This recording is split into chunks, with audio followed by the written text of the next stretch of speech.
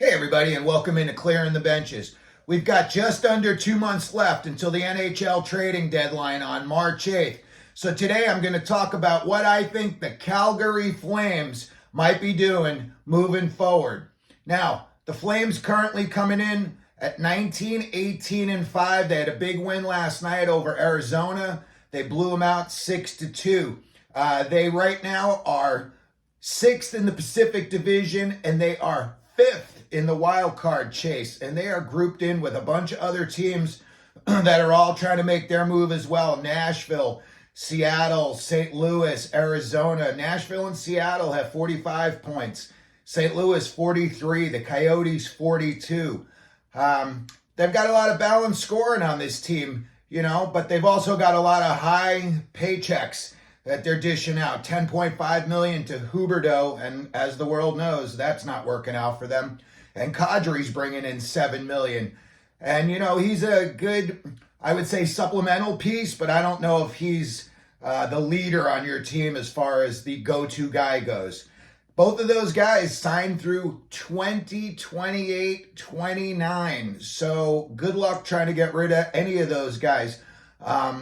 They're having a great year out of Blake Coleman, but he's also bringing in $4.9 million through 26, 27. Now, I know he's having a big year this year. He lit it up again last night with 3 points, but is he really worth $5 million? Should he be leading your team in scoring when you have, Kadri and Huberdeau on your team? I don't think so. So they've got a few things that they need to get straightened out. But getting back to the trading deadline, I'm sure that the Flames, they're getting a lot of calls right now. Tanev is a UFA after the season. He's a +9 on D on a, pretty shaky team. So he's got good numbers as far as that go. Noah Hanafin having much better year than I thought he would have. He's got 23 points, and surprisingly, he's a +12.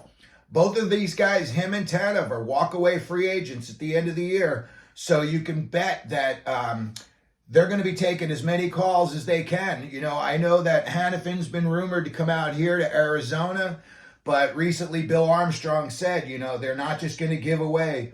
They've got a whole cache of draft picks coming up, over the next 3 years. They've got an insane amount of first, second, and third rounders. But he said, we're not just going to, throw it away on a rental player. Could it be a sign and trade? You don't know. Chris Tanev just recently was rumored to be going to the New York Rangers, and I saw Braden Schneider's name coming up in terms of, the return piece. Again, unless Tanev's going to sign with the Rangers long term, I just don't see that happen. I think, Schneider's having an off year this year, but the kid's also 21 years old, and he's playing D in the NHL, so it's not the easiest job in the world. I don't know where these guys are going to wind up, but I know for sure the rumor mill is going to be churning, especially as it gets closer to the deadline. The only other guy that I see on their D core, he's a walk-away free agent at the end, is Jordan Osterley. And, he's actually played really well this year defensively. He's only played in about 15 games, but in the games that he did play, he's done well. So, the Flames have got 3 guys right there out of your 7 defensive core guys that are going to be walk-away free agents at the end of the year. They've got to make decisions on, do we want to keep these guys long-term? Do we want to, try to get a first-rounder for Tanev and a first-rounder for Hanafin, and then, just use it in the prospect pool moving forward? The other only 2 guys that I can see on their roster, you got 2 more guys that are journeyman walk-away free agents at the end of this year, Nick DeSimone and Dennis Gilbert. So, much like the Arizona Coyotes, who have no defensemen signed after this year, the Flames are pretty much in the same situation. I just counted off 5 guys that are going to be walkaways at the end of this year on their defensive core. What do I think the Calgary Flames are going to do in the trade market? I would say the big decision that they've got to make is, are we going to tear it down and are we going to start over? Are we going to try to just keep the big pieces and retool and see if we can do that? But I think that's what they thought they were going to do with the Huberdeau Matthew Tkachuk trade. and that just blew up in their face. So I think they're going to be, obviously anyone who would take him, they'll give Huberdeau that contract. But as far as teams calling for them, again, I go back to it all the time. There's a lot of teams that are highly invested and are hoping to win the Stanley Cup this year. Toronto Maple Leafs, New Jersey Devils, both having big time goaltender issues. And again, you don't want to go all the way into the playoffs and then get there and then you lose because of crappy goaltending. You want to shore that up, and you want to get that shored up, probably a good 6 weeks before the playoffs start. So whoever you bring in, you get him used to your system. Jacob Markstrom, he's making $6 million through 25-26. If the Devils, let's say, were calling and they wanted Markstrom, what are the Flames going to be asking for back? A lot. They've got a lot of young guys on that team. Maybe they want to fill the goaltending hole that they would leave, and maybe they say, okay, we'll take Vanacek and maybe a second rounder and Alexander Holtz. Or maybe they want to do, a first rounder and Dawson Mercer.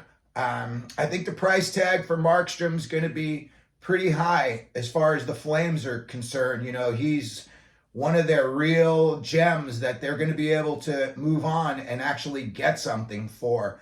So, another guy that they could look at as far as, if they just wanted to move on from Markstrom, and then, kind of clear out some cap room. Tyler Toffoli's a UFA at the end of the year on the Devils. Maybe you ask for him back in return. Maybe they say we want to make a blockbuster deal and we want to keep this core group together and move it forward with another guy. Maybe you ask for Mitch Marner straight up from the Leafs. Okay? Again, they're going to have to make their decision real soon. And with that whole playoff race in jeopardy right now, you're fifth in that wild card chase. And again, there's 5 other teams bunched up with you. You really are going to have to make your decision soon as to whether we're going to be trying to win it this year and, make a little bit of a move forward this year, or do we tear it down, take a step back, and then, hopefully 2-3 years from now, the team's back up on better terms than they're on right now. So let me know what you think the Calgary Flames are going to be doing moving forward. If you think they're going to be buyers or sellers at the deadline, if you think they're going to keep Markstrom, if you think you're going to move on from Markstrom, if you think they're going to find anybody who would take Kadri or Huberdeau off of their books, let me know down in the comments section. And if you could please like, subscribe, and as always, at Here Clearing the Benches, let them know you're out there.